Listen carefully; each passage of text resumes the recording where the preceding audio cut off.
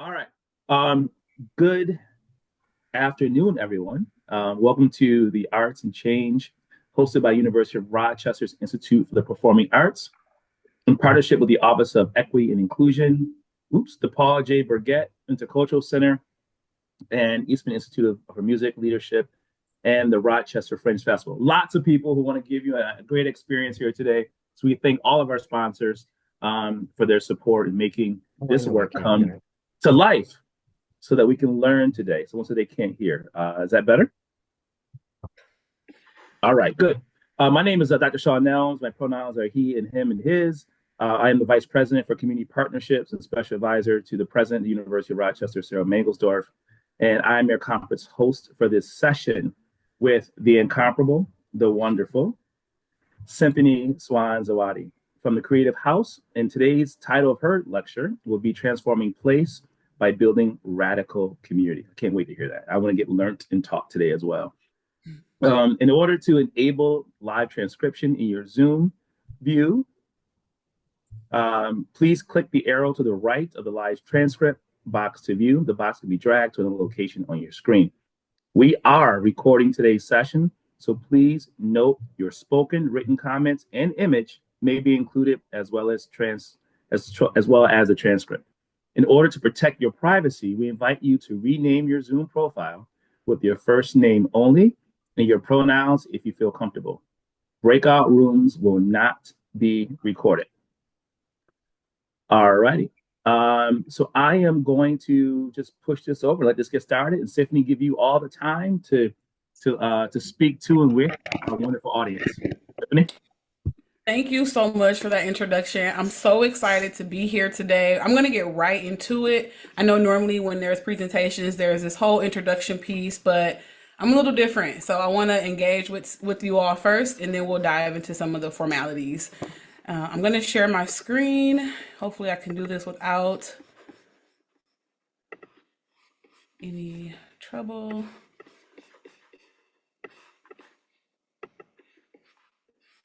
All right, how's that for everyone? Awesome. Okay, there we go. All right, so building radical community.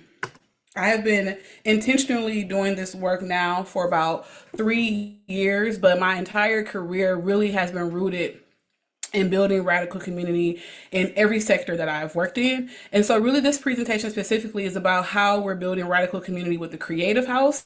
So it's more so a presentation about how to activate vision and then put action behind that. So our agenda for today, just because I know there are some folks who are popping in and out, just so you know what we're getting into, we're going to start with some information around like how we built the foundation of this work. Then we're going to talk a little bit about how we're making meaning from the work. And then we're going to move into how we're dreaming about future planning for this work. We have a phrase that we use at the Creative House called artists can help solve complex problems. And so at any point, if you're using social media and you feel so inspired by what's happening here, please use that hashtag. We would love to kind of see how you interpret that phrase.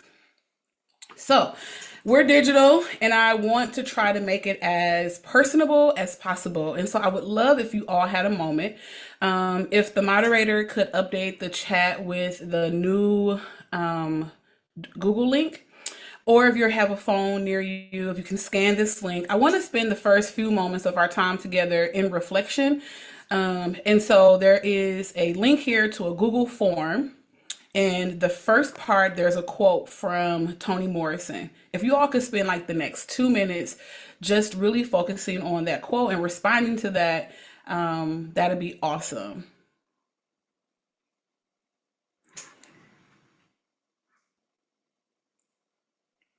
It's looking like we need access to it.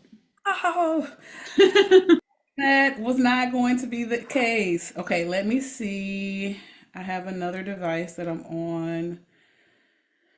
Oh no. Um, Sorry about that, folks. Let's see. You know, you try to plan things and you try to get all the hiccups, and there's always a hiccup. All good. Um, We're human. all right. Um, all right. Can you all try again?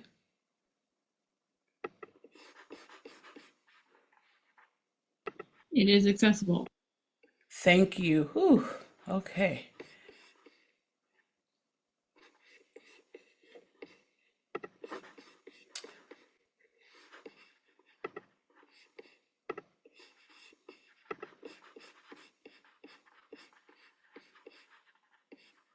What's really cool is on the back end, I can kind of see who's in the document. So as I start to see it fill up, um, I'll give you all a few more moments and then we'll move on. And if you need more time, no pressure. It's always going to be there for you all to engage with as necessary.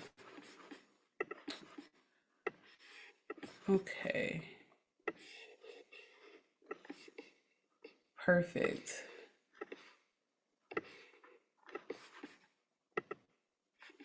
All right, we're gonna keep going. I'm gonna share my screen again and see if that also happens without hiccup, and we'll get to the meat of it.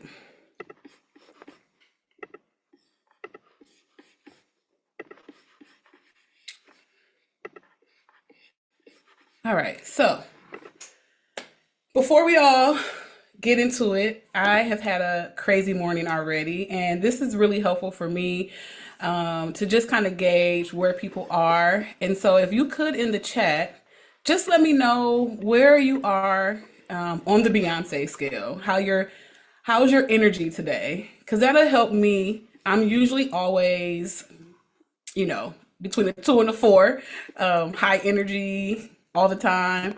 And so that'll help out a lot.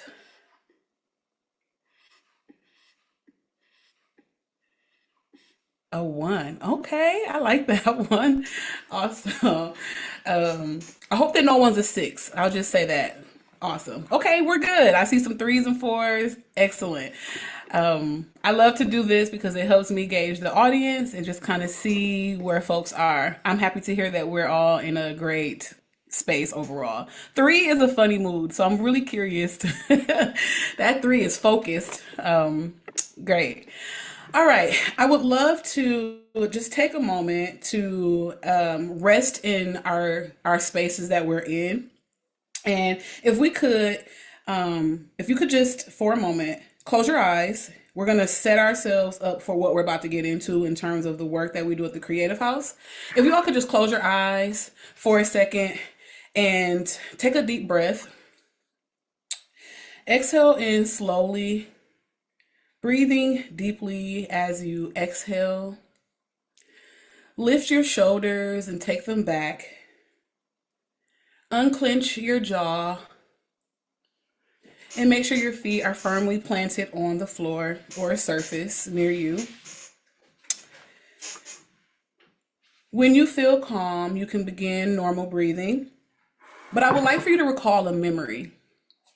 It can be about your childhood, your adulthood. It can be as early as, yesterday, but just recall a memory, and let's rest in that. I want you to try to be as fully in the memory as possible. Use all of your senses and imagine all of the smells and the textures and the sounds that fill that experience. Zoom out for a moment and try to get a panoramic view, taking everything in as it was happening for the first time. This is your experience right now. You're feeling whatever it is that you want to feel about this particular memory, and just rest in that. Let it take over your body and your mind completely for a few moments. If your mind wanders, just gently bring it back to this focus, to the memory that you have chosen to reflect on. Rest in this memory, this moment, the textures that you recall, the smells, the sounds, for the duration of our time together. And when you are ready, open your eyes and return to the space. Thank you.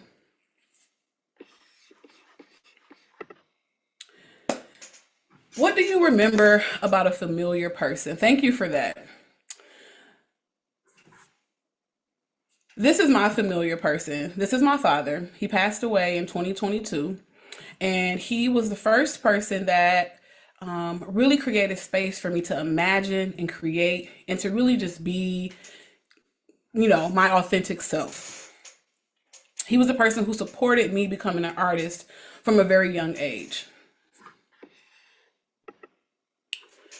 When I think about a familiar place, when I thought about my memory, it also pulled up a place for me, and it was my childhood home. This is a snapshot of the basement, but we never called it the basement. It was the wood shop. My father was a self-taught carpenter, and over his life, he accumulated a lifetime worth of tools and knowledge to be able to dream a thing and build a thing, whether it was a desk, a bed, a wardrobe, cabinets. It all happened in this space. And then you pull apart that place, and the place is filled with objects.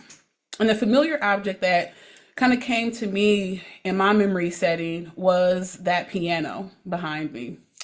My father was also an aspiring musician. I think that's why he named me Symphony. And that piano was a fixture in my childhood, for good or bad. As a kid, you hated, having to practice piano, but I appreciate it now. But it was something that he was very adamant about. That same link that you reflected on for Toni Morrison, at any point during this presentation, there are other questions that ask you to document your familiar person, place, and object. If you feel so inclined to, please use that as a way to document your stories. I think it's really, really important that we share these stories, and this has become the foundation of the work that we do at the Creative House. Is there anyone who is courageous to share maybe where they went to for their familiar person in their memory, or a familiar object that they want to share out? Yeah. I'm happy to share. When I filled it out on the Google form, I said my dog was my object, even though I don't know if it's an object. But now that I'm thinking about my familiar person in my memory, I'm thinking about my grandmother. And I was thinking about visiting her recently. She's 96. She still lives alone. And when I visited her recently, she wanted to play cards. And so I remember sitting at her table and having her tell me what to do and sort of order me around. And yeah, she's my familiar person also, along with my daughter. That's who I also said. Thank you for sharing that. Not, you said 97? 96. 96. That's amazing. Everything. Is there anyone else who would like to share? Very similar to Missy. I kind of connected the person, my mom, with the breathing exercise in terms of the place. We recently returned from Ghana a few weeks ago.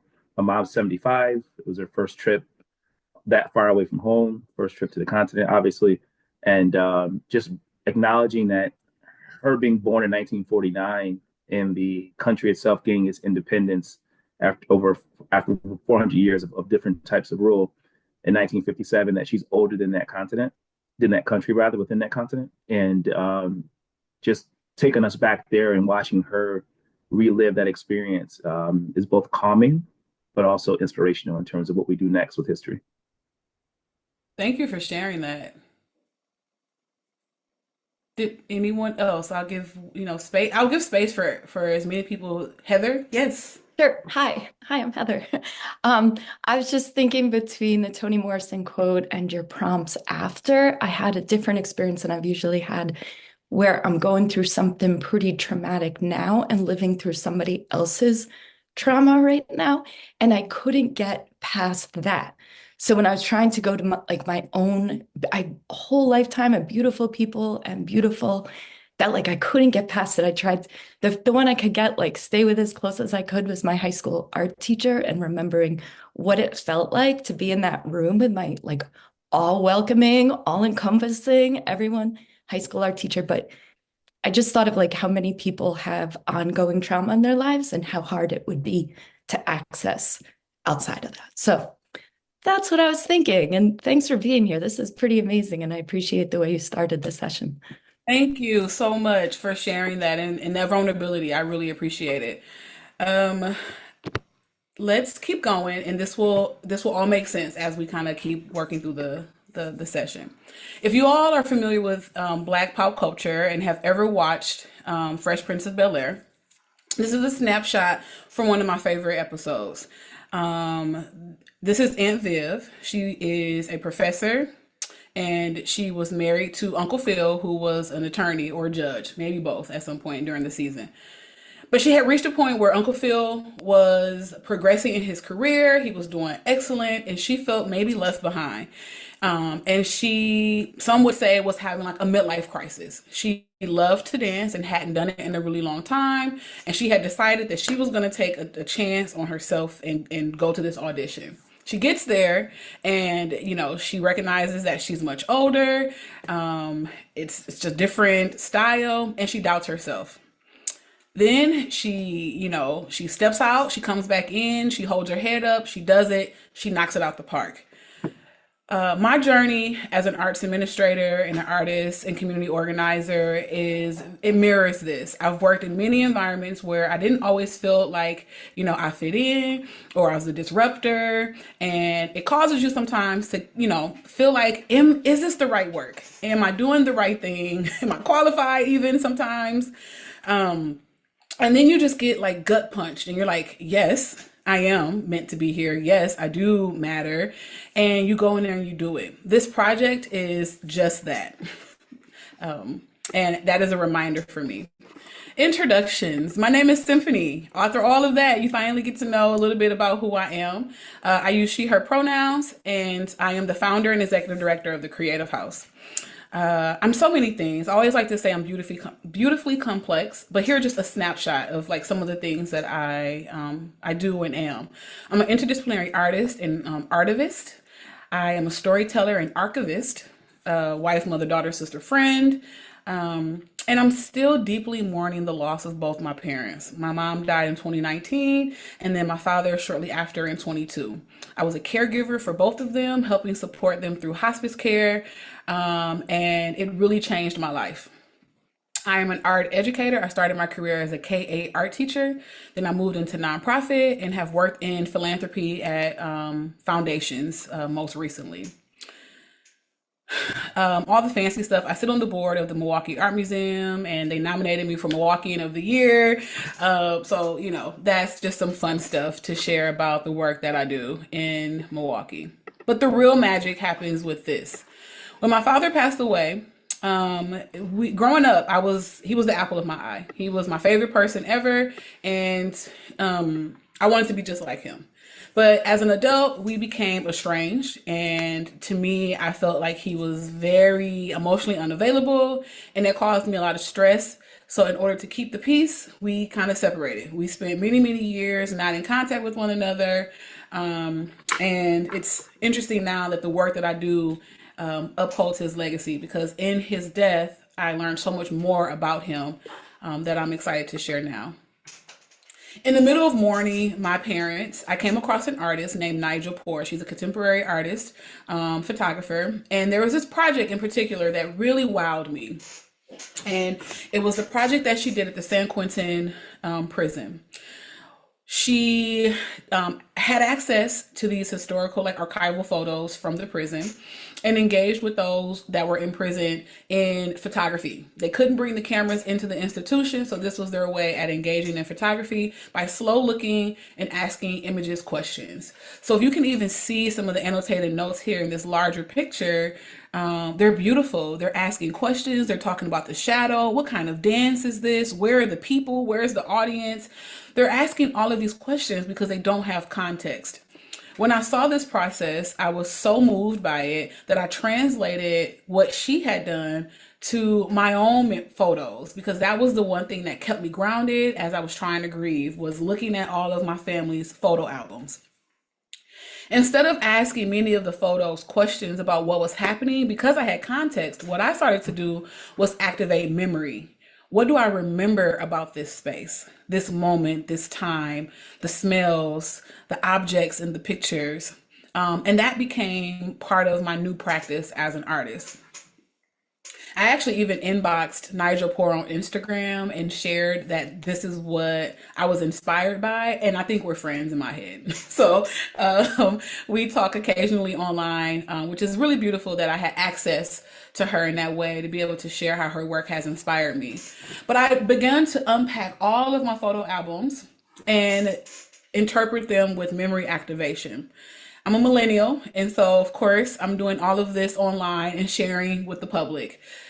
What ended up happening after that was people became really interested in what I was doing, and they had questions and they wanted to figure out how could they too engage with this work.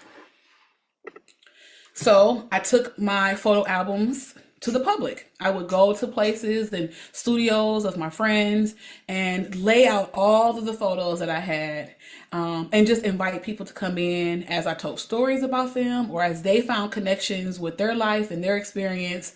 And it started to build momentum in the art world here in the city. Because I'm an artist, I began to then respond to the imagery that I found in my archival photos, and I started to play with collage. Never been a collage artist, was never really interested in that, but this became something that really inspired me to respond to how I was dealing with place.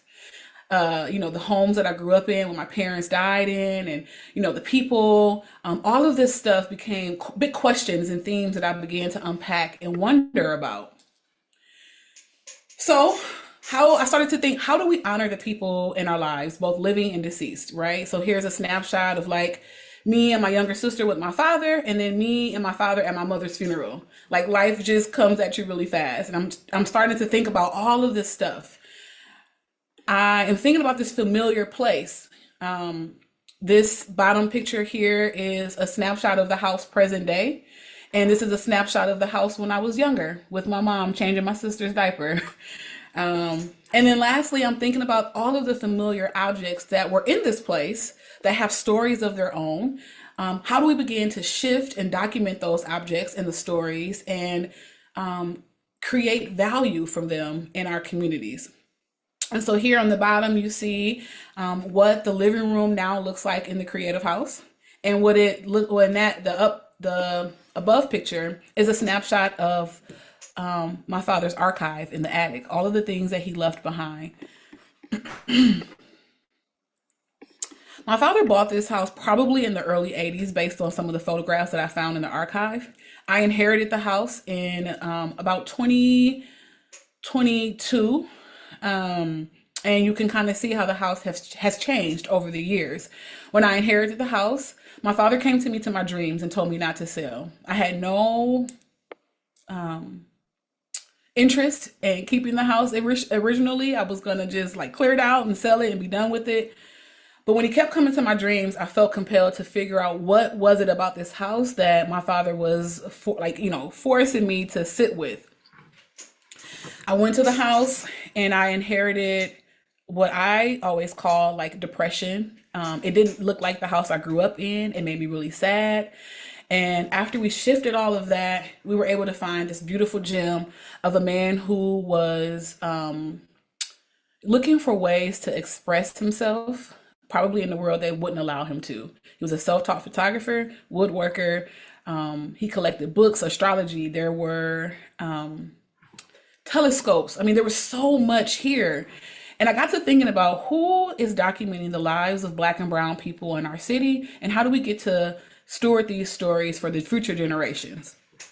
Sad part about that was that as I began to dig deeper, like on a city level, on a county level, on a state level, there is very little being done to archive the lives and contributions of Black, Brown, and Indigenous folks in our city. And that made me really sad. And so this house has become a vehicle for us to activate a community that is not seeing any investment in decades, is declining actually, and bring new life to the space. So the Creative House was born, and our mission is to provide space for radical imagination, support, and collaboration. I couldn't have done this project, or I couldn't do this work without the support of the community. And we are officially a 501c3 organization. And for the past 2 years, we have been working to activate community, create space for artists to just belong, to ask the big questions. And we're really excited about how we have grown over the last couple years. The premise about the work that we're doing is I'm leveraging all of my experiences in education, nonprofit, and philanthropy to open the gates and share that knowledge with artists in our city. So no longer gatekeeping that information, so that artists can build viable careers in the arts in our city. Some of the things that we value include imagination, collaboration, and not just the pretty kind, the kind that requires hard conversations and really digging in deep with conflict, if there is one, conversation, community, and knowledge sharing. Sometimes you start a project and you don't know really where it's going to go, but you keep going because you just feel compelled to do so. That has been the trajectory of this work. We have been asked to go into universities, art schools around Milwaukee to share our process of memory activation, printmaking as a vehicle to capture memories and stories, past, present, future, so that we can begin to tell ourselves new stories. We've done community workshops that have attracted tons of people. People brought in photos for workshops that were from the 1800s and from their collections, and just interested in how do we document the memory. We're not looking for the facts. We're not looking for, the research, but we just want to capture the stories that were told in our families from generation to generation. And how do we begin to hold that sacred and create space for that to be of value? So this is a snapshot of the Creative House on a hot summer day 2 years ago. The house had a fence that my father probably built, and it was in desperate need of restoration. In collaboration with a local organization here in Milwaukee called She Slangs Wood, which is a organization that teaches women how to be fine and confident in woodworking, helped us build a fence. We started a class. We had 6 women who signed up for the class, and we spent 2 days with the help of my husband here, the only guy in the picture, and we built a fence. This was the step one of making sure that we could protect the house from the community in ways where, we were getting illegal dumping and we were getting all this like crazy stuff happening. And this was a true measure of community in an area that hadn't seen that displayed in a really long time. I'll never forget while we were out there, the neighbors were like, "Oh my God, you guys are building a fence," and giving us encouragement for the 2 days that we did it, which was very, very powerful and reassuring that this work matters. Here's a snapshot of the work that we've been able to do over the past 2 years. We continue to create space for artists to gather, either writers, all forms of discipline, to just pull out their family albums, figure out how to document these stories while the people who are in them are maybe still alive or not. We created a board, and so we pulled some of the best and brightest art folks in the city here to sit on the board and get this work done. We got funding to do cross sector collaborations where we pulled the alder person in the district of the house to get the support to make sure that this could be a staple in the community. And we're really proud of what we've been able to do in the past 2 years. When we talk about building community, our intention was never to present ourselves as the expert. And so for the first year, we didn't have any pre-identified programs. The nonprofit world wants you to have a program and wants you to do all this stuff. And we really spent time with artists, with the community, and listening to what their needs were. So our first event is actually on Saturday, our first formal event, and it's called Unstuck. More and more as I engage in community, I'm hearing artists talk about the need to just feel unstuck. They want to dig deeper. They don't know what they need to do to kind of undo this feeling. And so we're hosting an artist-led conversation and gathering where we get to ask ourselves some big questions, sit with some realities, and figure out what we need to do, especially with what's happening now in the world, of how we come together and build community to survive, whatever it is that we're up against. That also has led us to our first residency, which I'm really excited to announce. We are now launching a 6-month residency where we are partnering with a emerging photographer. His name is Samuel Allen, and he is going to help us actually activate the house. And so for now, a lot of the work has been us clearing it out, making sure it's, functional, but now we're ready for activation. And so this artist has spent many times in the community archive, which is the attic here, going through the vinyl that my father left behind, the cassette tapes, the VHS tapes, the posters, the maps, all these beautiful artifacts that were left behind, and translating whatever he's inspired by through his practice of photography. So he did his first photo shoot in the space with this young handsome fella here who happens to be my son, wearing my father's baseball paraphernalia. And such a beautiful moment of sitting in this space that he captured. And so we're going to continue to support this artist during this residency by giving him the skills that he would need to exist outside of the creative house in bigger art markets. So by the time he leaves this residency, he will have a functioning CV. He will have exhibition experience because he's going to have 2 shows in the space. He will have a website so people can contact him. He will have all the things that he needs in order to exist in the world as an artist, which we're really excited about. In 2023 and 2024, I just wanted to share some highlights of what one person can do with a vision and rallying and support around people and finding their community. In 1 year, without the support of a bunch of, foundations, we were able to raise $24,000 for program and operations. We hosted our first high school internship via a collaboration with the larger arts organization in Milwaukee. We had 4 community public service dates where we invited other nonprofits in to help us clean out the house. We presented at 2 national conferences, much like this one. We decided that it was important for the Creative House to create a space to celebrate our artists in the city.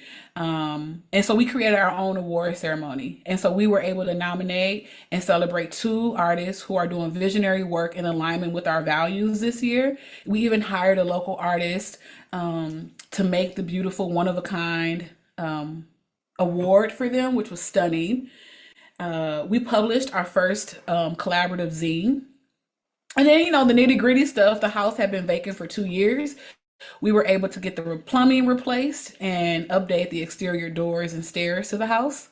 We ran 5 memory keeping exercises similar to what you saw with Nigel Poor's annotating notes with photos in Folks Archives collection. We received a lot of press in our city from doing this work. 5 local outlets did stories on our work. We hosted a cross-sector dream session. We called it Reimagining Milwaukee, where we invited politicians, business folks, nonprofit leaders, real estate people to have a conversation about how do we re-engage the north side of Milwaukee, which has been heavily divested and largely Black, to bring back life into the community. And we had artists and young people there too, like children there, because their voices matter as well. We overall partnered with about 10 local organizations. We gained, for a small nonprofit with, we're doing this grassroots, we have 3 monthly reoccurring donors. That's huge. I think that's so amazing that 3 people are saying every month, we're going to give you money to keep doing this work. I take that as an honor, and I'm really proud of that. We did receive some funding from a funder to launch a project called Where Do I Belong? And it's the reactivation of the photo album, considering analog and digital technologies, which is amazing. We've hired 6 artists to spend time with 2 anchor families, getting to know their stories, looking at their artifacts, their places, their photos, and reinterpreting all that they're learning through their practice. So we're really excited for that. And then I led a keynote. I'm just out here talking because I think the story matters. And I think it's such an inspiration when you think about a house that could have been sold and, just giving off and, contributing to gentrification, all these things that are harming communities, for us to decide to say, we're going to keep it and we're going to figure out how to make this an asset to the community. has been such a pleasure of mine. So we circle back to we believe artists can solve complex problems. We believe that artists can use their practice in engaging with the community to highlight, celebrate, critique some of our most complex problems. So with that, I'm so excited that you all have taken the time to kind of sit with me and hear me talk about this work. But even if you just gaze at this photo for a second, you can see just how much was left in this space between videos and constellation maps and textbooks and we're activating this stuff. We're not trashing it. We're going to tell stories about this and make work. I would love for you all to just evaluate us and let us know if you felt inspired from this session or not. You can scan that code there. I think there is another link that can be dropped in the chat for the evaluation form. But we love to figure out how we can get better. We also love it if we did great too. So any feedback helps us continue to do this work and get better. If you are inspired, stay connected with our work. We send out a newsletter. We try to send out one once a month, but lately it's been once a quarter just because when I say we, it's really me and the board. Like we're all trying to do this thing. So please stay connected with us. We started with this photo. This is a side shot of my childhood home. And you see remnants of the old fence. You see the new fence up. And we are building radical community by taking what we have and dreaming bigger for it. So thank you all so much. I'll leave you with this. This is one of my favorite quotes from Adrienne Marie Brown. There's always enough time for the right work. There's a conversation in the room that only these people at this moment can have.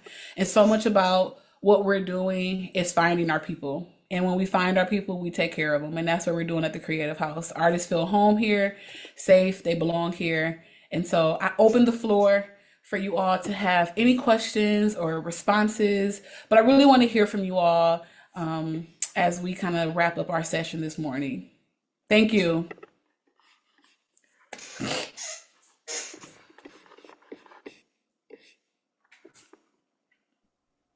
It's amazing work, Symphony. I am so inspired by the fact that you have you just listened to your dream and your instinct and turned this home into something like completely different, but also like full of still that like core of family and love and support. And it's really amazing. It's amazing work.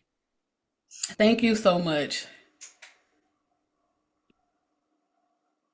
Yeah, Stephanie, I concur. I was thinking about how you began this session and how you integrated it into the work that you're doing, and the word legacy just kept being repeated in my head. And so I think your father will be very, very proud of you for seeing him for who he is. When I say is, I didn't say was intentionally, who he is, because who he is lives through you. So much luck and success to what you're doing, and hope the impact that you continue to have on not just your local community, but the community of artists across this wonderful world will continue to spread and grow. So we were blessed to have you today. Thank you. Thank you so much.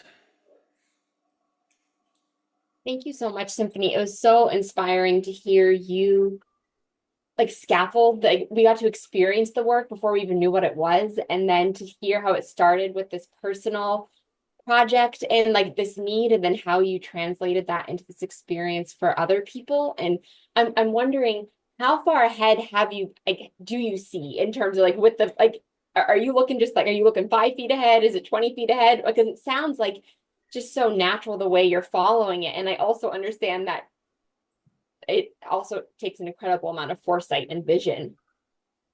Yeah, my husband said to me one day, he's like, you always see the end when you have a vision, but you never see what you have to do to get there.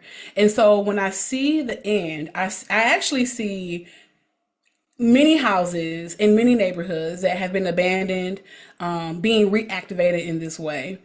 But I see that, but I know that right now I just have to work and start small and make this one the best it can be. I believe in the power of storytelling. Much of the success that we have seen so far is literally because I'm sharing the process publicly in real time. Like, oh my God, I did this and it failed, but I'm gonna keep going. Like, oh, I saved all this money to buy a new furnace, but then we have brutal winters and the plumbing busted, all the pipes burst. And so now I have to figure out how to get this repaired before I can, and so I'm sharing all of this. And people find a way to build bridges and connect with that. And I think that has been how I've been able to build community, because when I shared about the fencing, like, hey, community, like, I went to the house today and there's a big sofa in the driveway. Like, how am I going to get rid of this sofa? I need to get a new fence. Well, I had planted a seed years before with the owner of She Slangs Wood, and she said, you know what? I see that you are trying to do this thing. I'm going to donate all the supplies and time. I just need you to find 6 people to sign up for the class. Okay, and so when you talk about building radical community, a lot of what I've done on the day to day is really taking care of people, being really integral with my word, and just sharing the good, bad, the indifferent. But I'm focused on now, but I know that, one day I'm going to have a house on a different side of town that maybe just focuses on film. And all the filmmakers in the city are going to have a place to kind of go to and belong. Maybe I'll be lucky enough to get a bigger house where there can be dance and movement, that happens in a house, and so I don't know, maybe I just envision better for our communities. And I may never get a funder or an investor to say, I'm going to give you $1 million to start an art center, but families are inheriting homes as their people are passing on. How can we activate those spaces into things? So that's where my brain goes. That was a long way to just say I'm always thinking about like how to do this. You have a question in the chat as well. Yes, I'm very connected with folks in the city that do some of that similar work in terms of like storytelling with elders. There's a storytelling nonprofit called Ex Fabula here that I partner with. And so we're always just trying to figure out how to make it work. I think in my city, there's this scarcity mindset in terms of like how folks can get access to nonprofit dollars. And so I'm not trying to get in that rat race. If the money comes, it comes, but we're funding this through the people. And that's where I'm trying to build our base. When that funding money comes through, it's helpful.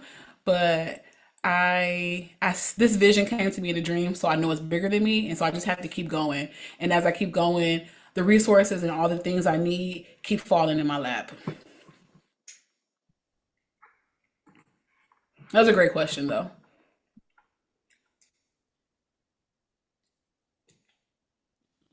Heather, if you want to jump in. Sure. Thank you. This is amazing. And it's coming at the perfect time. I'm designing a socially engaged art course that I'll be teaching this fall. And I've been trying to figure out how on one side can we have students involved in the creation of it so they're not just like showing up and going, and then also how can it actually happen? And so a couple things. I have a couple. One is maybe we could do a small creative house in Rochester. So when you were talking about maybe having other houses, and it wouldn't be long term necessarily, but it could be like a semester long somehow and be an offshoot of what you're doing. And two, kind of part of that, can you talk more about how you're developing these relationships with community partners? So like, do you reach out or they come into you, and how that builds? Could you talk more about your process? Yeah. Really good question. I love the idea of a creative house in Rochester. So let's connect. Shoot me an email. I would love to make that happen.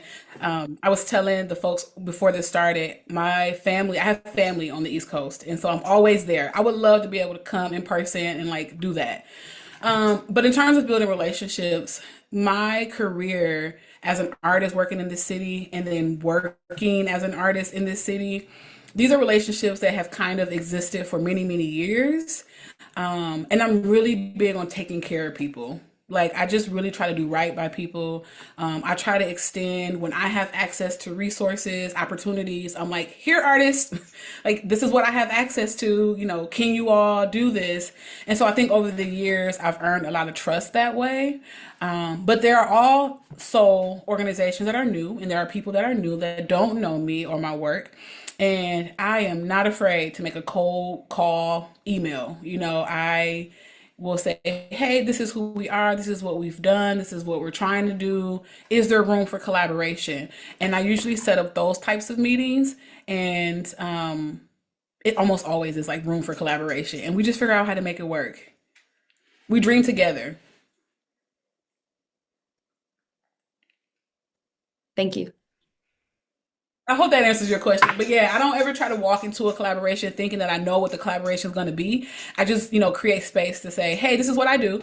This is what you do. Like, is there room for us to kind of figure something out? And that usually kind of cooks up magic. Thank you. That's very helpful. You have a couple more comments in the chat here. I want to make sure you see. Just a thank you. Someone has to run, but then also thank you for spearheading this dream and critical work in Milwaukee. I was based in Milwaukee, in Minnesota, I don't know, MSN MKE from 18 to 23, and you are filling a giant hole in the community that sorely needs it.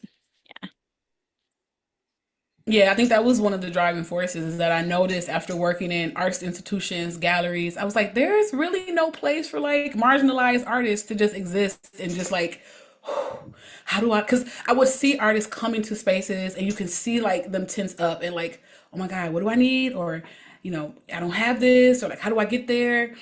And I didn't like that I needed to play that middle person to help make them feel comfortable in the institution, and so if I wasn't there, they couldn't engage and belong, I guess. And so I'm like, how about we take this house and they can learn all those skills, mess up out loud, figure it out, so that when they have to go back out there, they have confidence, and so that's maybe the teacher in me, but I just think that there's so much value in that.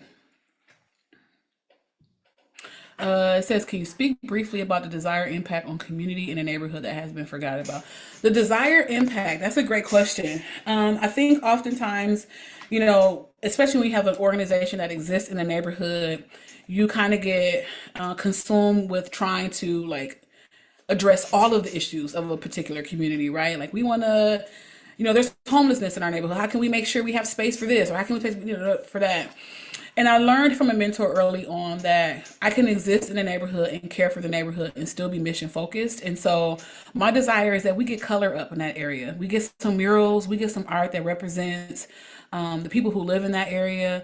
I want to provide more access for them to see the arts. And so I want them to start to rethink what is art really, because I don't think that, we should get to define what that is. And so if that's putting little mailboxes up, I want them to have a voice in that. And that's why so much of our work is about how does the artist take their practice and work with community. So it's not just an artist coming in and just saying, hey, this is what I do. It's, hey, artist, this is what I do. Here's what the community is saying. How can we work together based on your practice? And avoiding saviorism. Yes, thank you. How did you come up with organize the structure and content of programming? Really good question.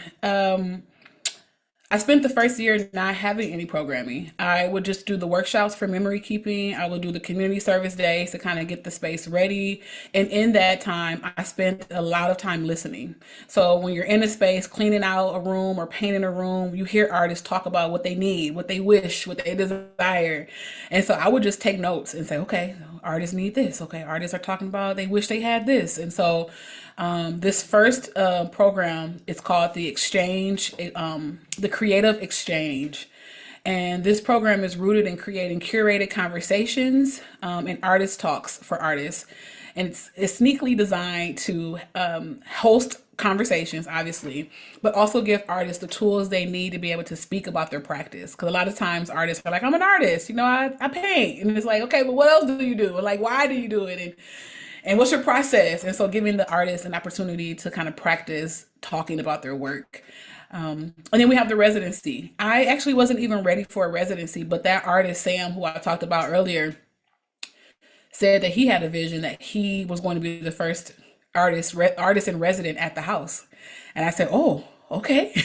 Well, tell me more, And he said, listen, there's something about this house, like I want to be a part of it, and I'm going to ride with you until you get it there. And so we've been working together for the past year, really just about like, how do I prepare you to exist in this space? What does the show look like for you? What are you trying to, like, what message are you trying to share? And that work that you see as a result of about a year of just, informal coaching and working through like the things that he needed to work through. And so that's why we came up with 6 months, because we didn't think 3 months was enough time for an artist to really get deep. And we're trying to butt up against this idea that we have to do everything urgently, right? And so we want to take our time. And so the programming is sort of revealing itself as we spend more time in the space and as we get more artists in the space. My board supports that. They're forcing me, not forcing, but they're encouraging me to put it on paper. But I'm really adamant about letting the space tell us what it needs in the first couple of years. Because I don't want to get caught in this idea of like, this is what we do. Like, I want to stay flexible. I want to stay attentive to the needs of the artist. So yes, thank you for that question. I love what you shared about involving children and ensuring that their voices are heard. Can you speak a bit more about examples of how children are engaged? Yes. I have 4 children. And so when I'm at the Creative House, they're at the Creative House. When we're working, they're working. And so we have what's called youth and community ambassadors. And my children came in with that on their own. And so when we were out doing tabling events or we were at conferences, they asked for shirts to wear and they wanted things to be able to talk about what we were doing at the Creative House. And so it's really an opportunity for young artists, young folk who have talent, who are interested in this field, to provide them the same access. And so there's 2 rooms in that house that are being transformed into studio space. And all the time, they're like, when young people are there, like, oh, this is going to be my studio area, right? And so I'm getting them to think about, like, this is where you can come to make art. And so their job right now has been to promote the Creative House and get people invested in the work. But they did tell me that they want to have their own exhibition in the space. So we're going to make it happen.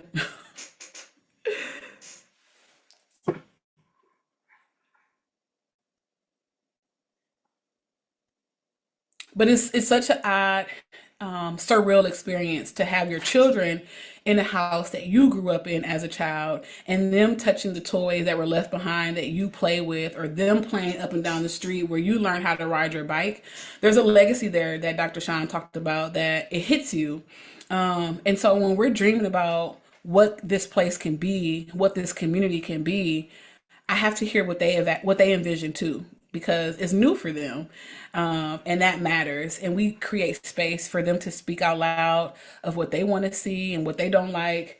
And it's been very beautiful to see conversations where you have an older person, a politician, hearing from a 10-year-old that says, we need, this in our community, and them really having to be forced to listen to that as a part of the experience in the group. So it's been beautiful to watch the young people speak up.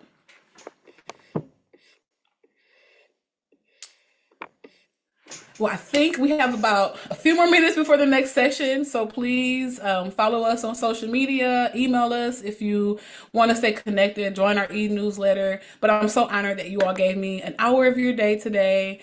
Thank you all so much.